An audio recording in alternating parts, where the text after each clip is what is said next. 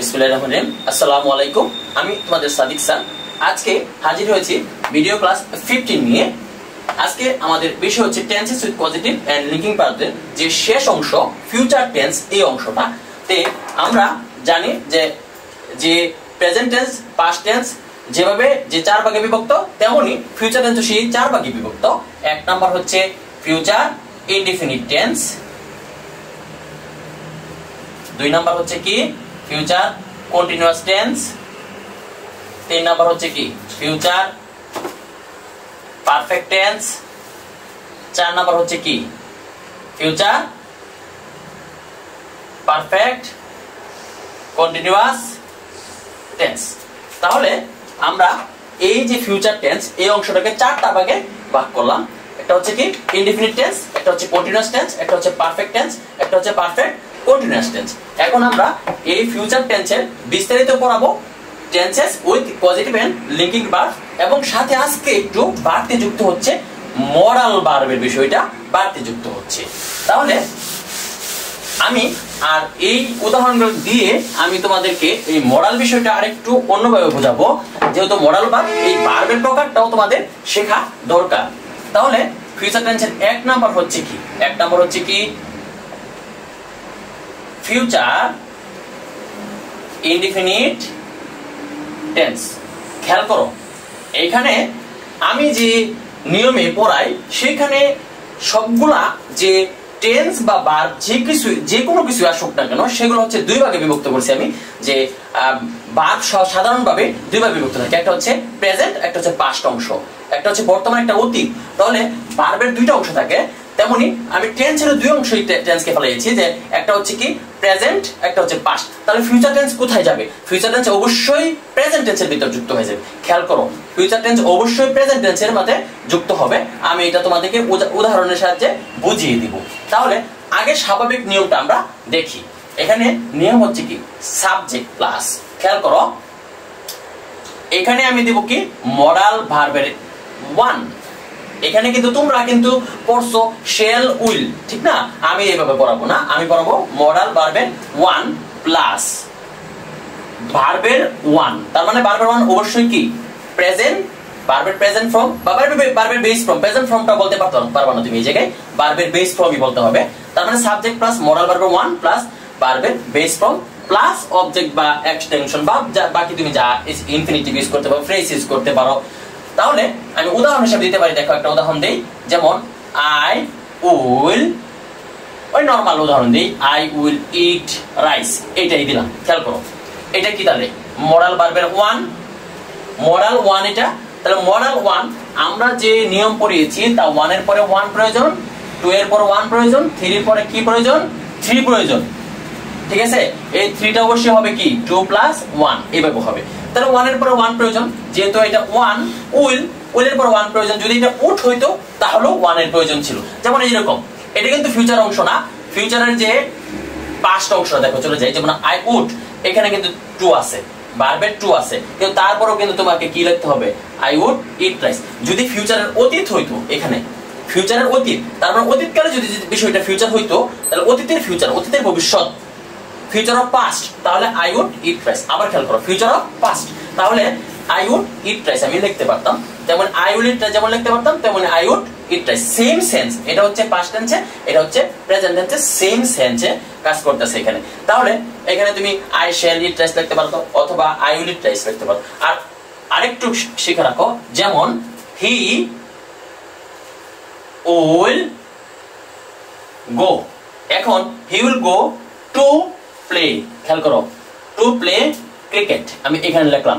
তো এখানে কিন্তু আমি অবজেক্টটা নিই নাই, কিন্তু সাবজেক্ট এই মডাল ওয়ান এবং ভার্বের ওয়ান, ঠিক আছে?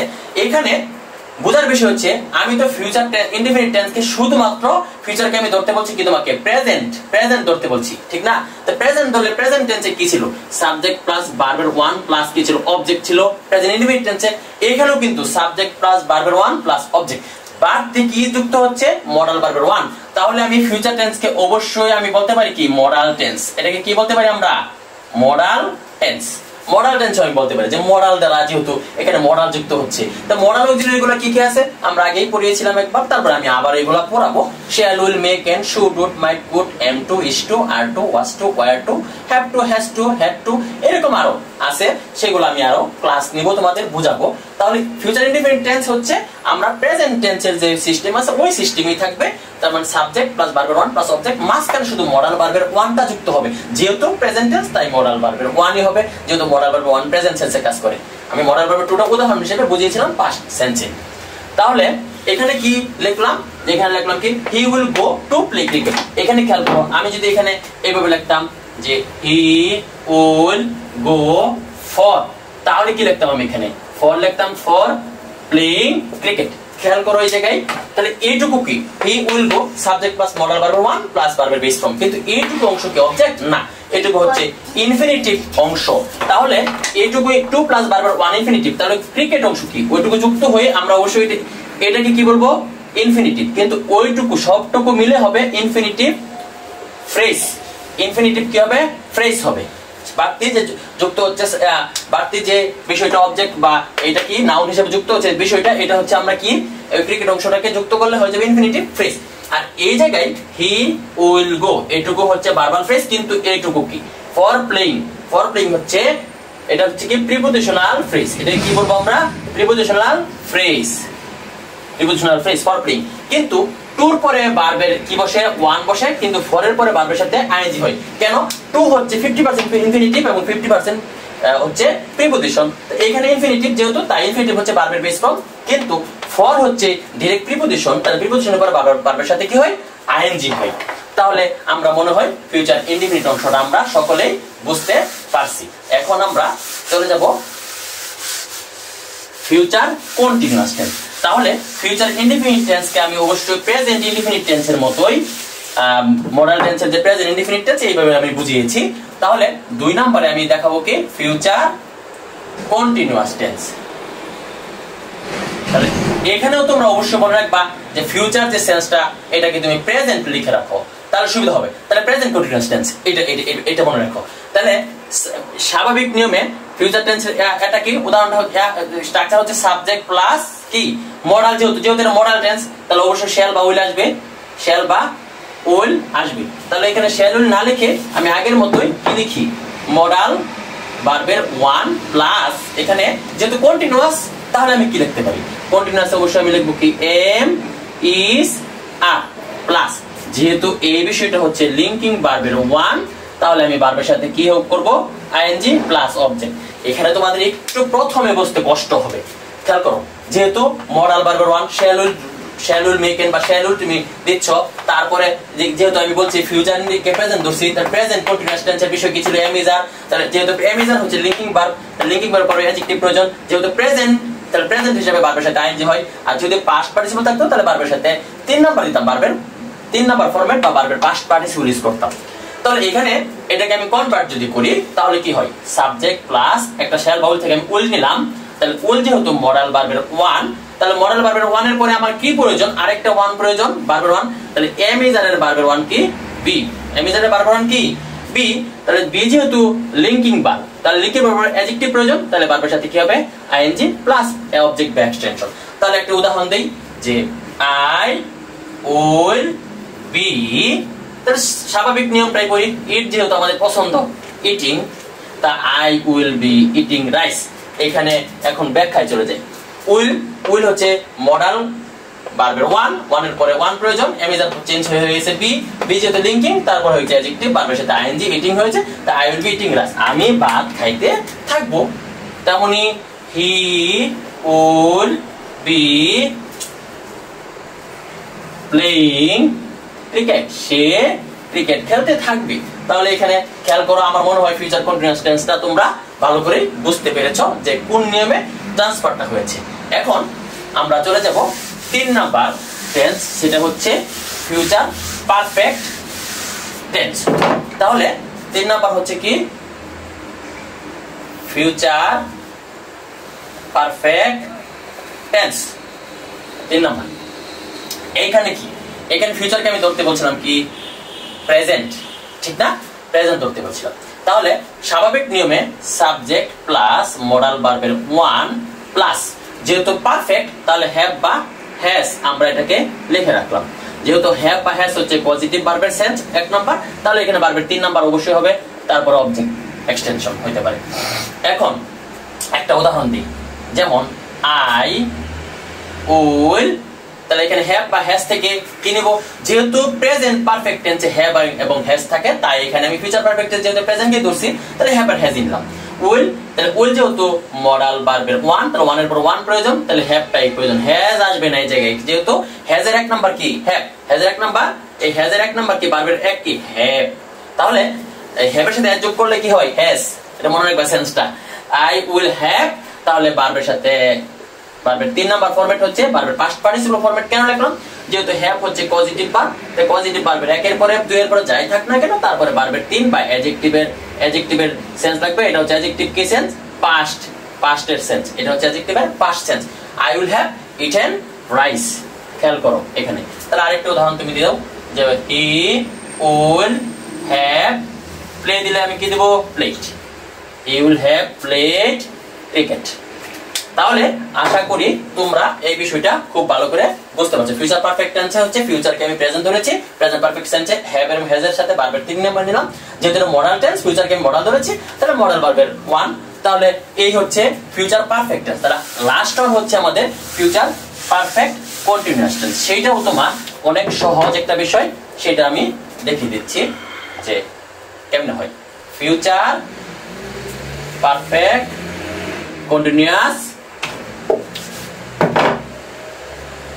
টেন্স, খেয়াল করো এই জায়গায় ফিউচারকে কনভার্ট করো প্রেজেন্টে কনভার্ট করো, প্রেজেন্ট পারফেক্ট, তাহলে প্রেজেন্ট পারফেক্ট কন্টিনিউয়াস টেন্স যা ছিল সেটাই সেন্স কাজ করো।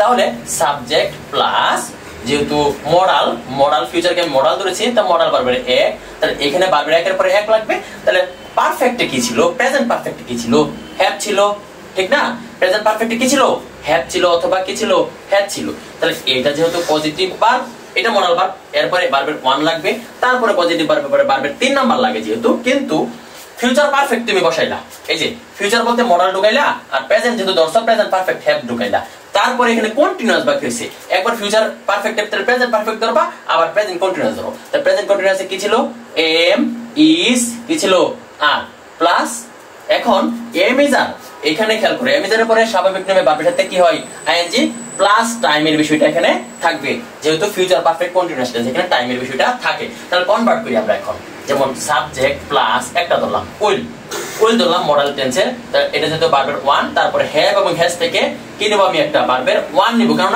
ভার্বের 1 এর পরে ভার্বের 1 এর প্রয়োজন, হ্যাজ তো নেওয়া যাচ্ছে না, তাহলে হ্যাজ যেহেতু পজিটিভ ভার্ব তাহলে এরপরে ভার্বের কয় নাম্বার লাগে, পজিটিভ ভার্বে ভার্বের 3 নাম্বার লাগে, তাহলে এম ইজ আর এর 3 নাম্বার ফরম্যাট কি বিন, তারপরে বিন যেহেতু লিংকিং ভার্ব তাই বিনের সাথে অ্যাডজেক্টিভ প্রয়োজন, যেহেতু ফিউচার টেন্স যেহেতু প্রেজেন্ট তাহলে প্রেজেন্ট টেন্সে প্রেজেন্ট ভার্বের সাথে কি হবে আইএনজি হবে প্লাস ভার্বটি যেটুকু থাকে টাইম থাকে।